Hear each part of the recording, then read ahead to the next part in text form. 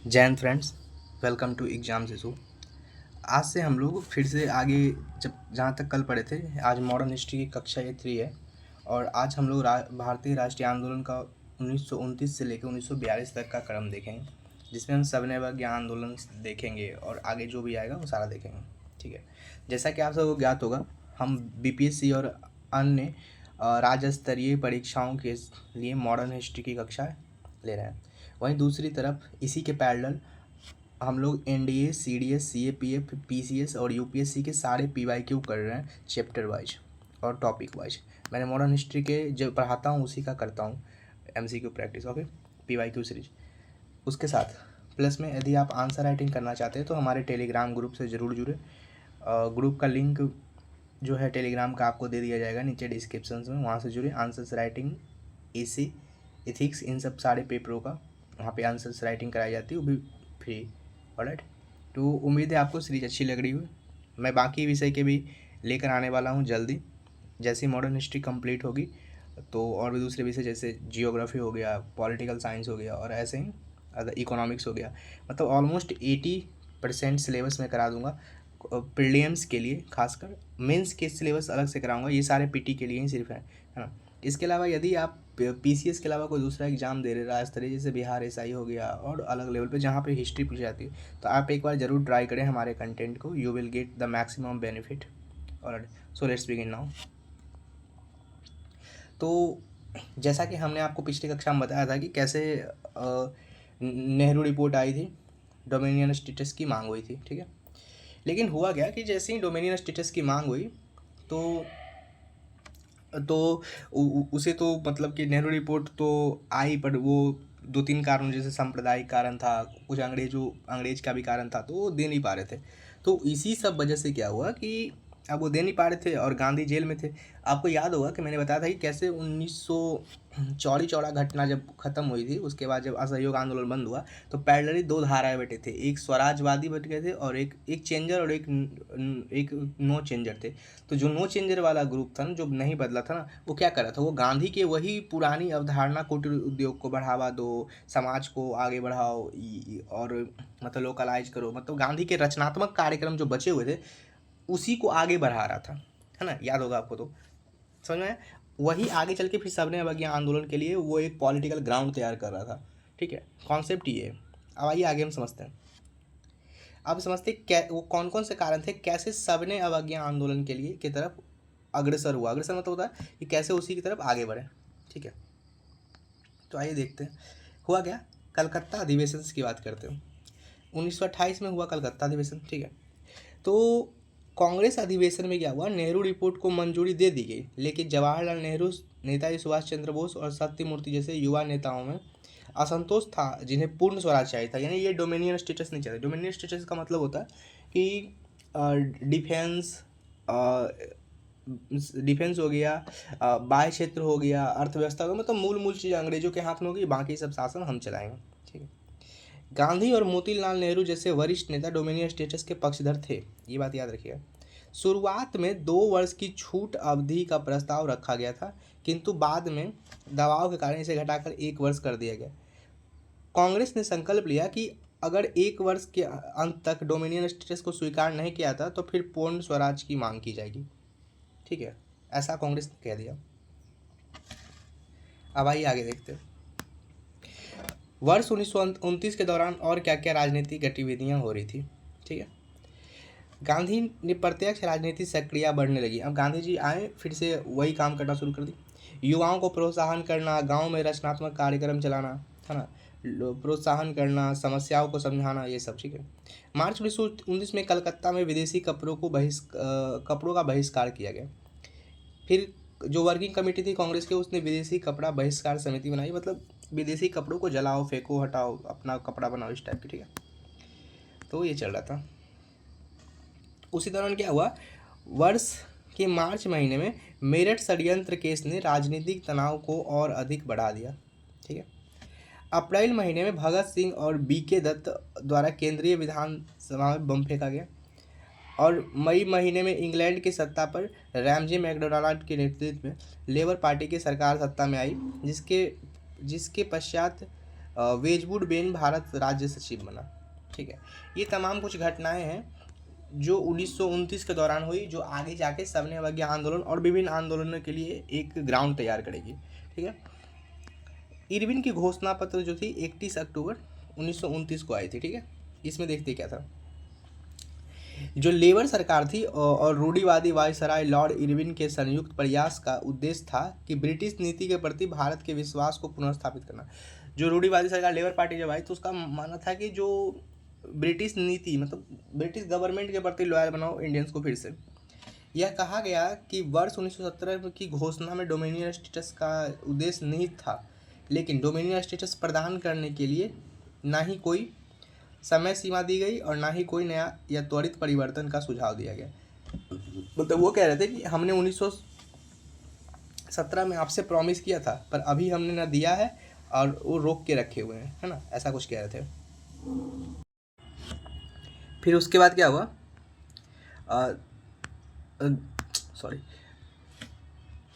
उसके बाद जस्ट दिल्ली घोषणा पत्र 2 नवंबर 1929 को आया।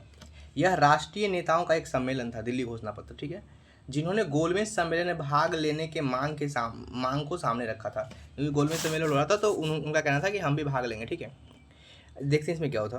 गोलमेज सम्मेलन को एक संविधान सभा के रूप में कार्य करना चाहिए ताकि डोमिनियन स्टेटस को लागू करने के लिए एक संविधान बन सके, ऐसा इनका सुझाव था।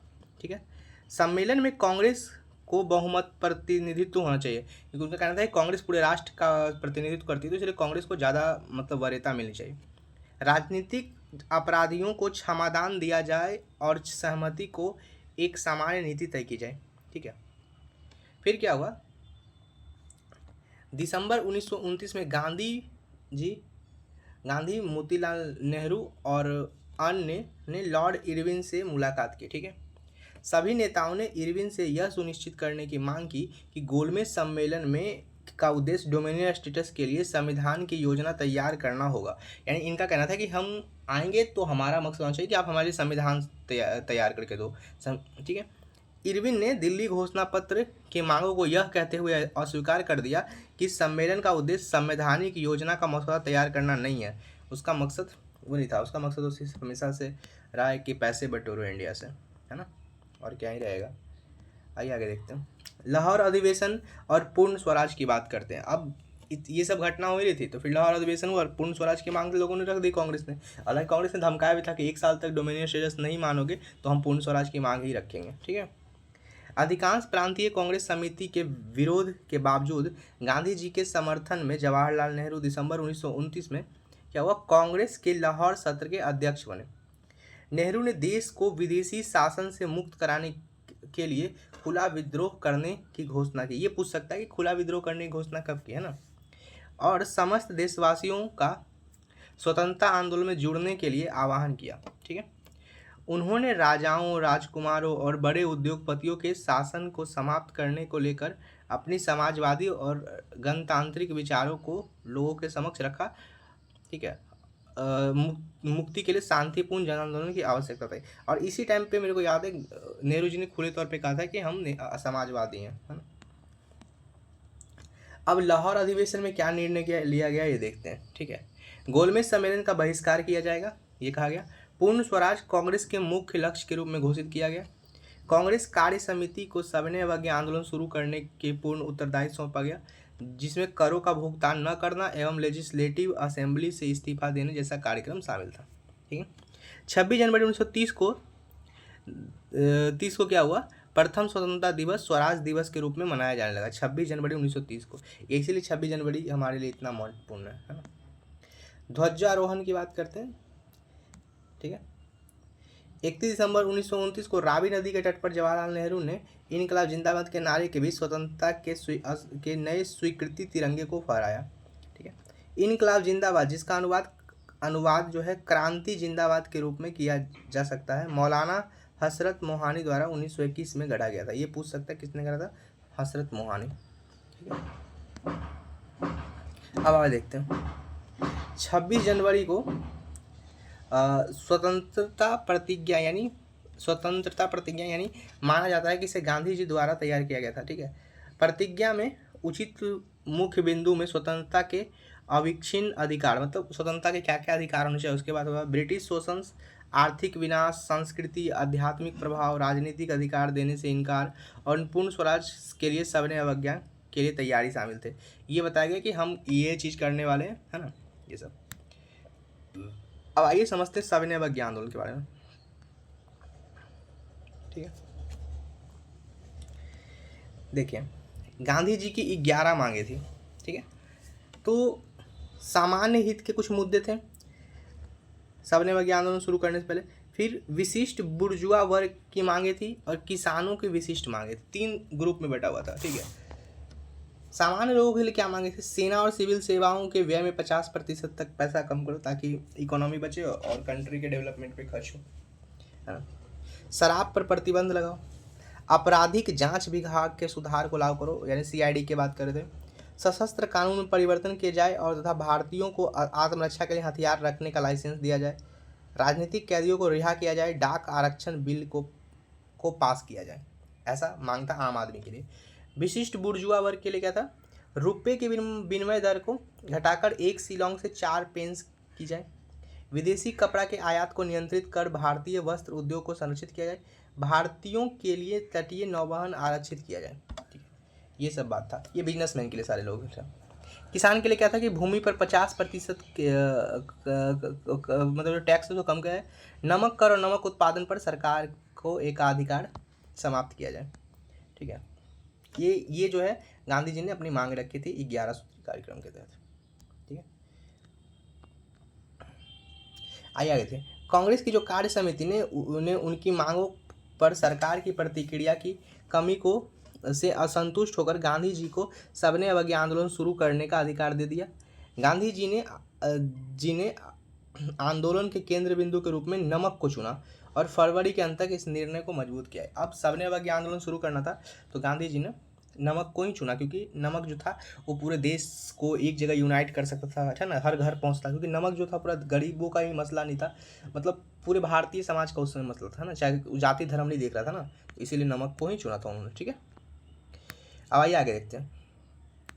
मांग के लिए संदर्भ, मतलब कैसे कैसे मांग रखे गए समझते हैं। लाहौर कांग्रेस, जो लाहौर में जो अधिवेशन हुआ था, लाहौर कांग्रेस की कार्य समिति जो थी ने सविनय अवज्ञा आंदोलन कार्यक्रम शुरू करने का अधिकार दिया, जिसमें विशेष रूप से करों का भुगतान न करना जैसी कार्रवाइयों पर ध्यान केंद्रित किया गया। इसने विधानमंडल के सभी सदस्यों को के विरोध के रूप में इस्तीफा देने का भी आग्रह किया था। कहा था कि विधानमंडल में जो भी भारतीय सदस्य हैं वो इस्तीफा दे के बाहर आए।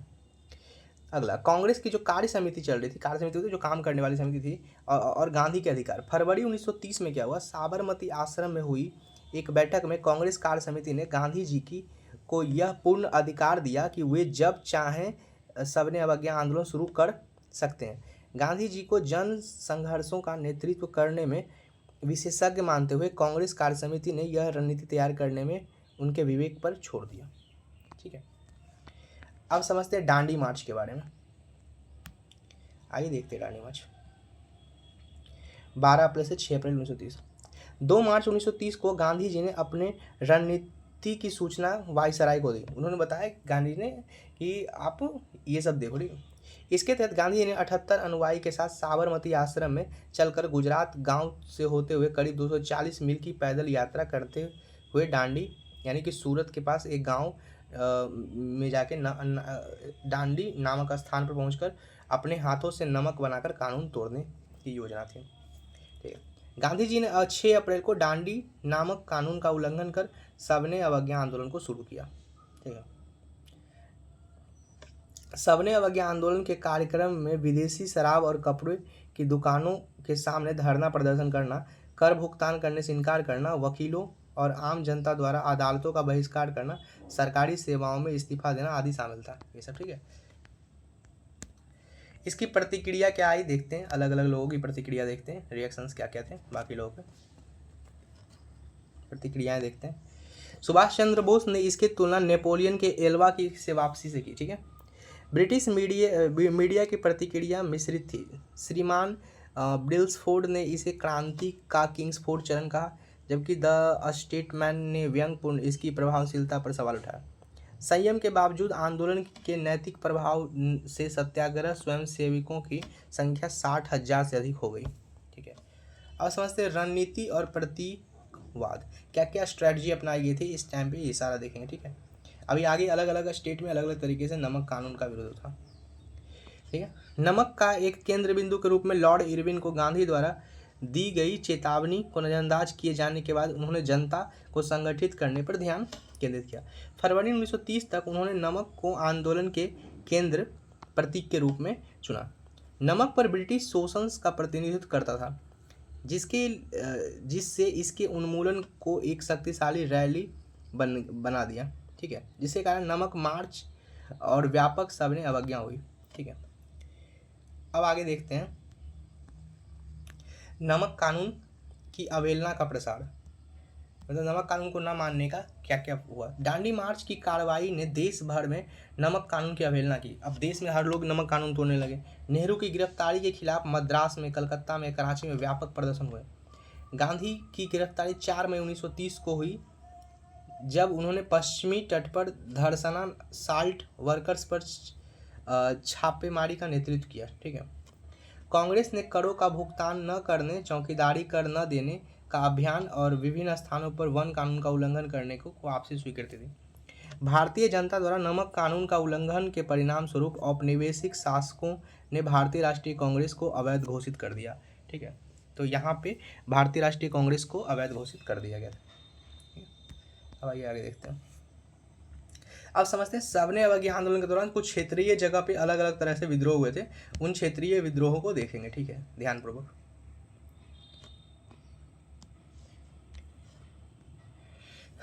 पहले देखते तमिलनाडु में क्या हुआ था। सी राजगोपालाचारी द्वारा तंजावुर तट पर नमक मार्च यानी तिरुचिरापल्ली वेदरेन तक का नेतृत्व किया गया था। ठीक है, मार्च के बाद विदेशी कपड़ों की दुकानों पर व्यापक धरना दिया गया तथा कोयम्बटूर, मदुरा, विराटनगर जैसे क्षेत्रों पर में शराब विरोधी अभियान चलाया गया। ठीक है, चुलाई मिल्स के हड़ताल को तोड़ने के लिए पुलिस द्वारा बल का प्रयोग किया गया। बुनकरों बेरोजगारों ने गुडियातम में शराब की दुकानों और पुलिस चौकियों पर हमला किया, जबकि वोदी नायकनूर मुद्रा में आर्थिक कठिनाइयों का सामना कर रहे किसानों पर के बीच दंगा शुरू हो गया। ठीक है, ये हुआ था तमिलनाडु में। ठीक है, तमिलनाडु का नेतृत्व सी राजगोपालाचारी, याद रखेगा। मालाबार में, अब आगे देखते हैं मालाबार में क्या हुआ। के कलप्पन और पी कृष्ण पिल्लाई द्वारा संगठित नमक मार्च ने पुलिस के कार्रवाई के दौरान राष्ट्रीय ध्वज की रक्षा की। कल्लप्पन वाइकोम सत्याग्रह के लिए भी जाने जाते हैं। ठीक है, आंध्र प्रदेश में देखते हैं क्या हुआ। पूर्वी और पश्चिमी गोदावरी, कृष्णा और गुंटूर में जिला स्तर पर नमक मार्च का आयोजन किया गया। ठीक है, और सैन्य तर्ज जो कैंप थे की स्थापना की गई। व्यापारियों और प्रभुत्व जातियों भी सविनय अवज्ञा में बढ़ चढ़कर हिस्सा लिया गया, लेकिन पूरे आंदोलन में असहयोग आंदोलन जैसे समर्थन की कमी इस आंदोलन में साफ रूप से देखी गई। उड़ीसा में क्या हुआ ये देखते हैं। उड़ीसा में देखते हैं गोपाल बंधु चौधरी द्वारा बालासोर, कटक और पुरी जिले में समुद्री तट क्षेत्रों में प्रभावी नमक सत्याग्रह का नेतृत्व किया गया। ठीक है, असम में क्या हुआ। समुदायों के बीच अपने संघर्ष के कारण पिछली ऊंचाई यानी असहयोग आंदोलन के समान तक पहुंचने में असफल रहा। कनिंघम सर्कुलर जो छात्रों को राजनीति में हिस्सा लेने से रोकने वाले एक सर्कुलर था, इसके खिलाफ छात्रों द्वारा सफल विद्रोह प्रदर्शन हड़ताल किया गया। दिसंबर 1930 में चंद्रप्रभा सैकियानी ने आदिवासी काचड़ी गांवों को वन विनियमों के उल्लंघन करने के लिए प्रेरित किया, हालांकि असम कांग्रेस नेतृत्व ने इसका खंडन किया। ठीक है, बंगाल में देखते हैं क्या हो रहा था।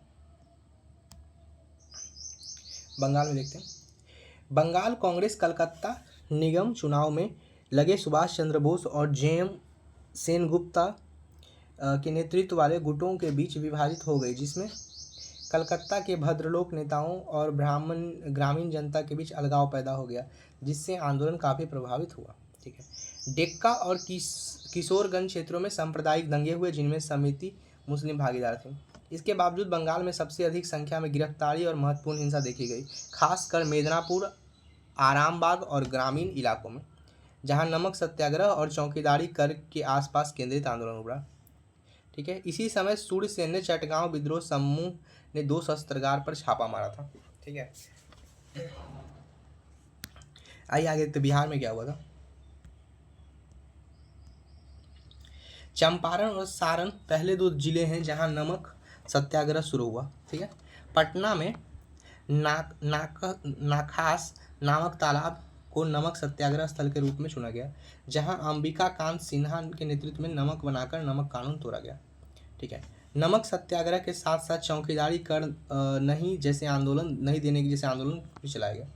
ठीक है, अब आगे समझते हैं छोटा नागपुर के बारे में।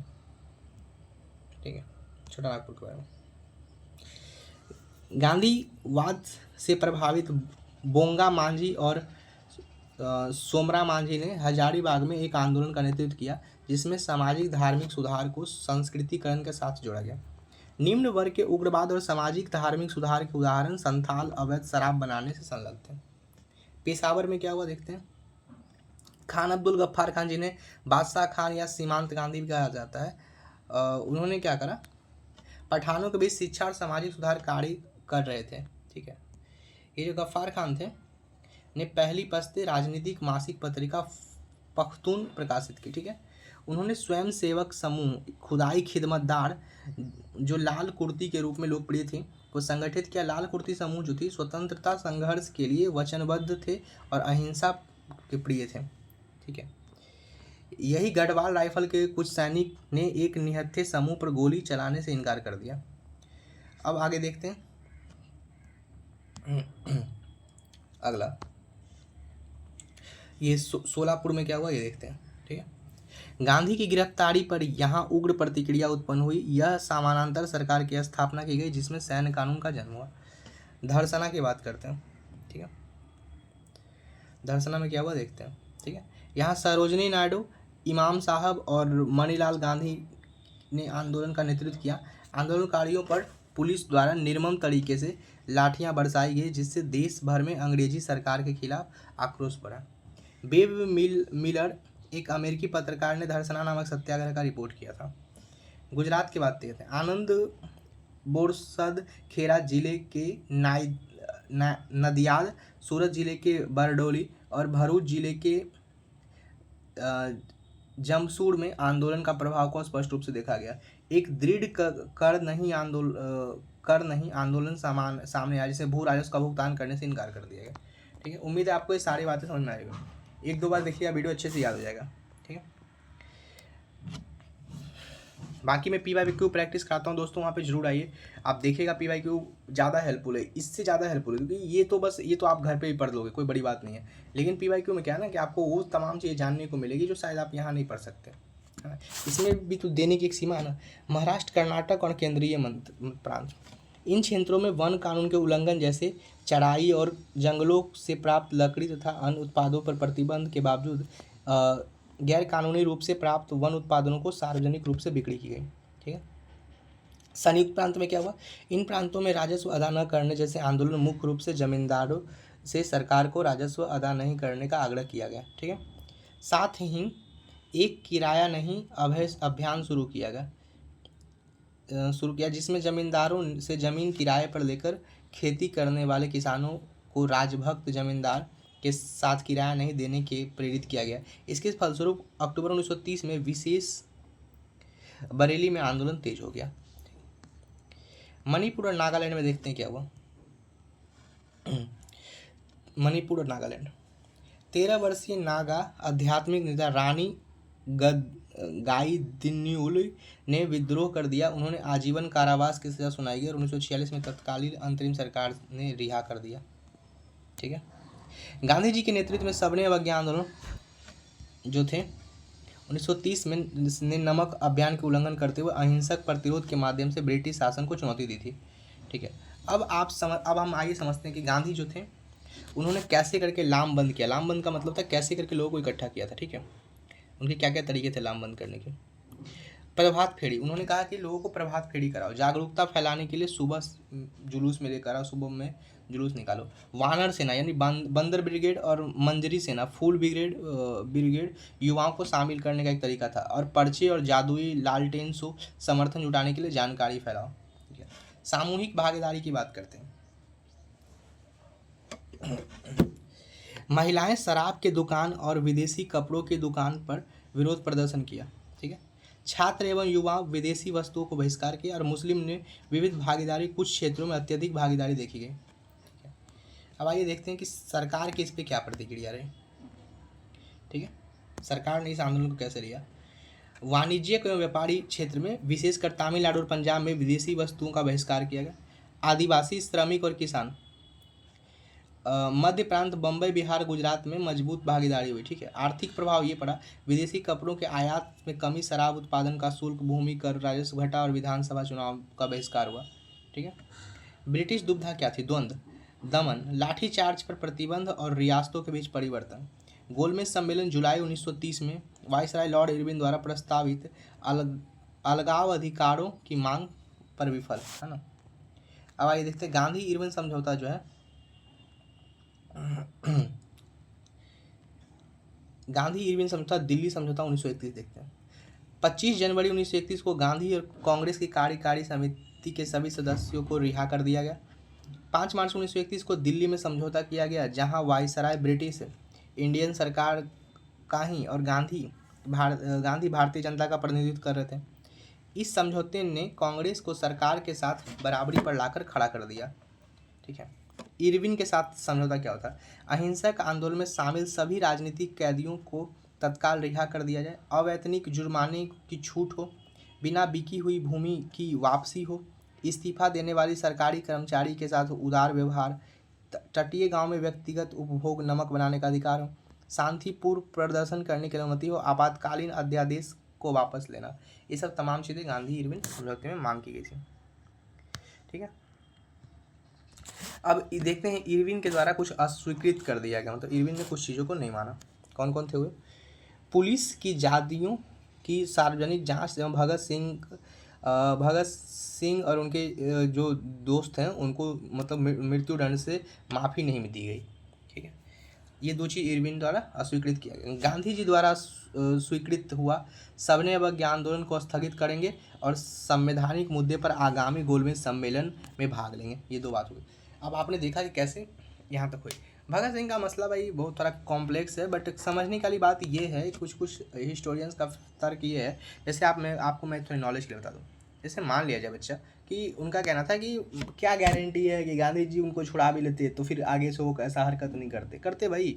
वो भगत सिंह बहुत ही जिद्दी किस्म के व्यक्ति थे, है ना। वो उनके फादर ने एक बार अंग्रेजों के सामने मर्सी पिटीशन फाइल कर दी, उसकी वजह से उन्होंने बात तक करना छोड़ दिया अपने फादर से। इतने मतलब अलग लेवल के क्रांतिकारी थे। वैसे वीर बहुत कम पैदा होते हैं ना, तो ये सब मसले थे ना। फिर अंग्रेज मानते भी नहीं, उनको भी भगत सिंह काफ़ी टारगेट पे लग रहे थे, है ना। तो ये तमाम चीज़ें थी। तो सबने अवज्ञा आंदोलन का अंत देखते हैं। सबने अवज्ञा आंदोलन जो 1933 में समाप्त हो गया, जब गांधी ने इसकी सीमाओं को स्वीकार किया और हरिजनों के उत्थान पर ध्यान केंद्रित करने के लिए भारतीय राष्ट्रीय कांग्रेस से इस्तीफा दे दिया। उन्होंने अखिल भारतीय अस्पृश्यता विरोधी लीग की स्थापना की। 1933 में हरिजन नामक समाचार पत्र को लॉन्च किया। कराची कांग्रेस अधिवेशन 29 मार्च 1931 को देखते हैं। संदर्भ, गांधी इरविन समझौता का समर्थन करने के लिए आयोजित भगत सिंह, सुखदेव और राजगुरु को की फांसी के 6 दिन बाद बुलाई गई, जिससे उसकी क्षमादान हासिल करने में गांधी की विफलता पर विरोध प्रदर्शन शुरू हो गया। ठीक है। अब आइए देखते हैं पारित किए गए कुछ प्रमुख प्रस्ताव के बारे में। ठीक है। कौन कौन से प्रस्ताव जो है पारित किए गए थे।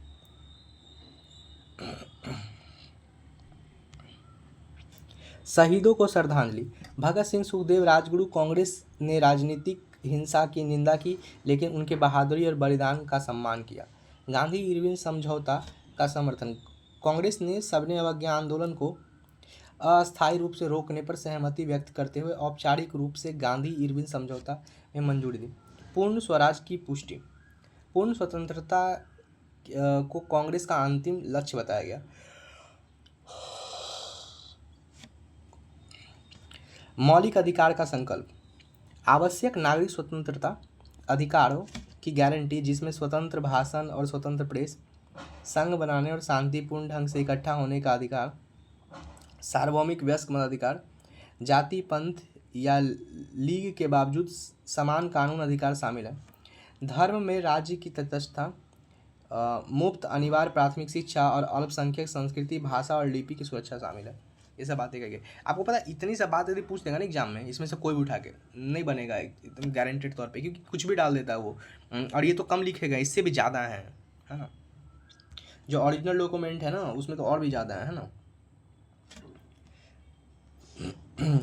राष्ट्रीय आर्थिक कार्यक्रम संकल्प, इसका उद्देश्य भूमि धारकों किसानों के लिए लगान और राजस्व में कमी करके किसानों और श्रमिकों को समर्थन देना, अलाभकारी भूमि जोतों के लिए लगान से छूट और कृषि ऋण से राहत, ठीक है। सूदखोरी और शोषण पर नियंत्रण, कामकाजी परिस्थितियों में सुधार, श्रमिकों और किसानों के लिए संघ अधिकार हो और प्रमुख उद्योग खानों और परिवहन पर राज्य का नियंत्रण हो, ऐसी बात हुई थी, ठीक है। अब आगे चलिए समझते हैं गोलमेज सम्मेलन के बारे में, ठीक है दोस्तों। उम्मीद है आपको वीडियो अच्छी लग रही है। तो चलिए दोस्तों, गोलमेज सम्मेलन को हम अगले दिन देखेंगे, ठीक है।